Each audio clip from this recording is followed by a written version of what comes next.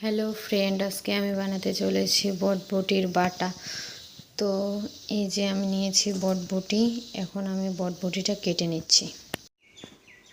এই যে বন্ধুরা, আমি এখানে বটবটি কেটে নিয়েছি, কেটে ধুয়ে নিয়েছি। এখানে আমার লাগতেছে লবণ, লাগতেছে রসুন, একটা গোটা রসুন, কাঁচামরিচ, আর লাগতেছে তেল। এখানে আমি কড়াই বসিয়ে দিয়েছি। কড়াইটা গরম হয়ে গেলে এর মধ্যে আমি দিয়ে দেবো। এখানে আমার কড়াই গরম হয়ে গেছে। এর মধ্যে এখন আমি দিয়ে দেব 2 বাটি জল।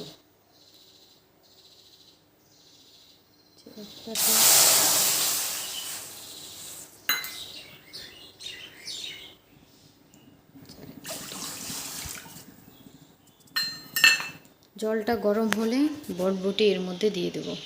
এখানে আমার জল গরম হয়ে গেছে, এর মধ্যে এখন দিয়ে দেব বটবটিটা।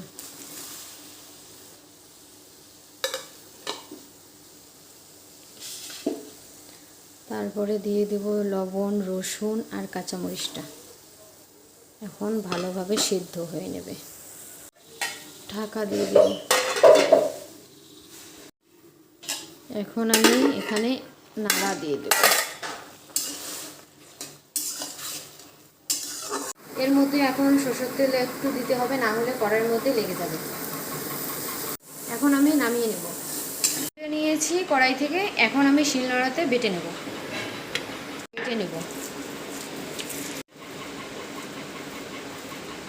আমি তুলে নিয়েছি প্লেটের মধ্যে। এর মধ্যে এখন একটু সরষের তেল দিয়ে দেবো। আমার বটবটির বাটা তৈরি হয়ে গেছে। এই রেসিপিটা ভালো লাগলে অবশ্যই বাড়িতে ট্রাই করবেন।